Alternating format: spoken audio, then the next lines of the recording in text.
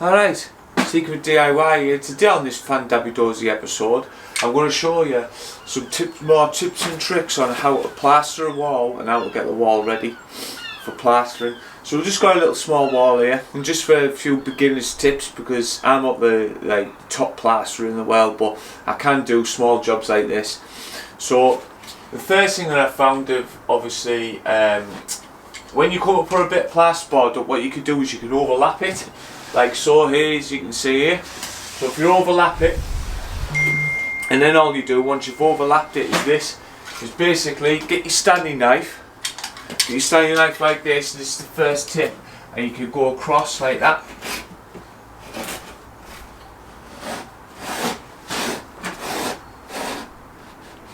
Once you've gone across like that, that's basically ready. And then obviously on this side as well, you can do exactly the same down here. And now, once you've done that, it's just a case of doing this.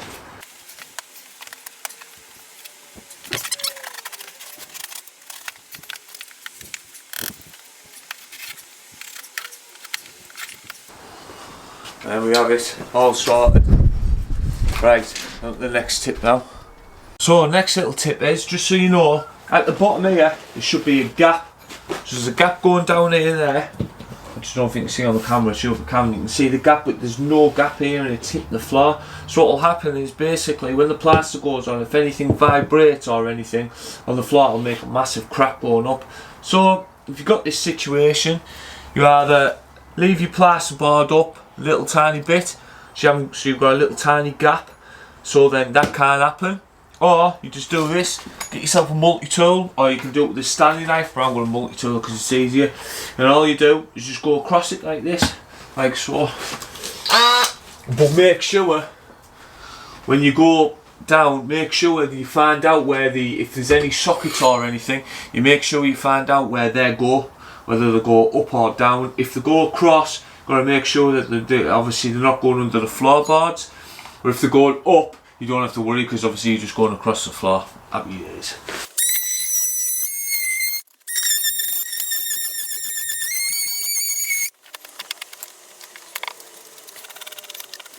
And just like that, you're sorted. So, next little tip for you is here, if you've got no bonding and you've got bits like this, or you've got massive bits like this, okay, there is a way to do it with plaster. And all I do, it's not the ideal way, but it's a way to get you out of trouble, out of jail if you're stuck, is you just get some scrim cloth.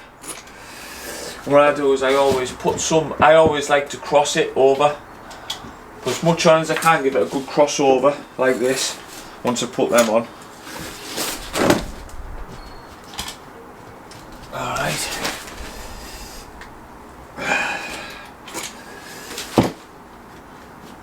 Now that gives it a good base now for it to go on. And then all I do, any bits like this is the same. I'll just get this here. So I'll just get some scrim cloth, put some scrim cloth over it. I mixed a tiny bit of finish. It's a bit thicker than I normally would have it. Obviously, put that there. Whack this on here. And all you do is this.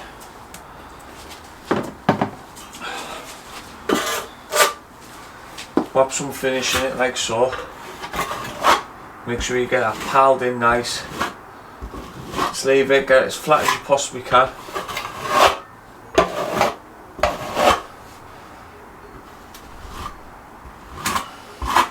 And just let it pick up. Once it's picked up, make sure you put a bit of water over it, and then when you plaster over it, it'll be £7 a pound. Shouldn't be any problems.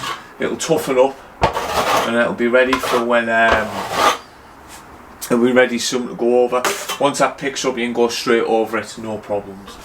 Another little tip I want to go over, if you've got any gaps that go down like that, okay, before you put your angle beads over, don't worry about it, just do this. This is what I do, is just do this here. Just basically get you some scrim cloth, right, and then basically all you do is just, I've got some scrim put on there as well. Make sure, just put it over like that, and then that ultimately gives it less chance of cracking in the future.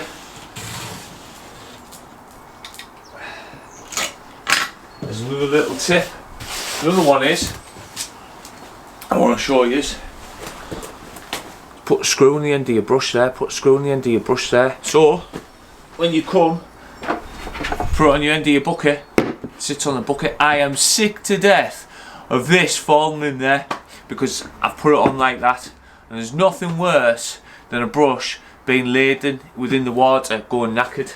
Another tip is, so instead of getting yourself a horsehair brush like this, okay, ultimately get your synthetic brush, a plastic brush, synthetic one like this, because they'll last longer. When I'm painting, these last me, God, 5-6 years, these brushes. When I'm painting with these, they're lucky if they'll last me a year, because they just break in straight away and the glosses before you know it.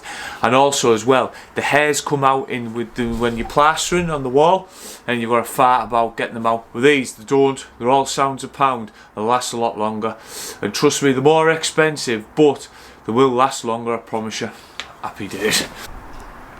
Now, another tip that you've got to put in consideration is, I know that these always try and find out what's going over your background. So what I'm trying to say is, I know that these walls here have been painted. They've been taped and jointed, filled, then painted, because I did it before. So what I want to do now is I want to hard plaster them. So what I'm doing now is, because it's been painted, whether you're putting bonding over it and it's being painted, or you put plaster over it, it's being painted, they need PVA. But I'm using PVA due to the simple fact that that's what I've got, PVA, so I want to use it up first. But I am going to start changing to SBR.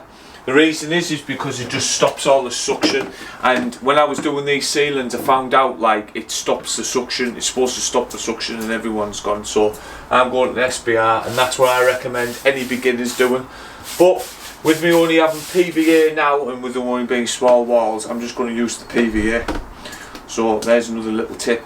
So next little tip I've got for you is, when you come to do your angle beads, is basically when you come to measure them, what you want to be doing is you want to be putting your tape measure inside the angle bead like that. So go all the way down to your desired length. So mine is 198.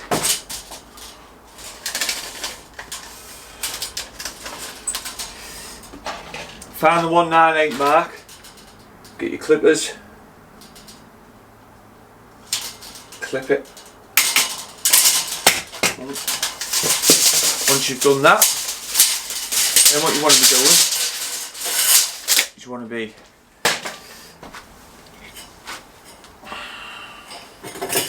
getting it, clipping it. Okay, you want to clip the other side. Clip them straight, make sure you clip them straight. Take everything off, hold on.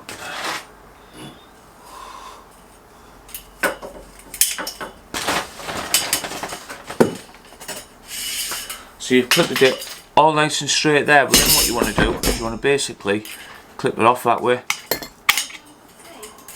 Clip it off that way. Clip it off that way like so. So what happens then is you've basically got that looks like that, and you want to do it on both sides, ready to go up to the top. So you want to clip that one as well, clip that one. Now when you come up to put it up, I've measured this side, that marries up that side, but what you want to do is that fits there. Now this opposite side I want to put another one on, so instead of measuring it, get this, fit on there. Oh, when I can get it on. There we go.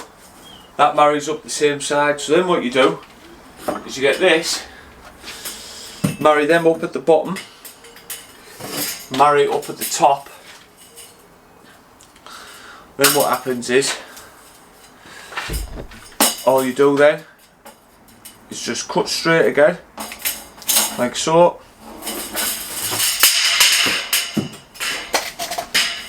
that one out the way.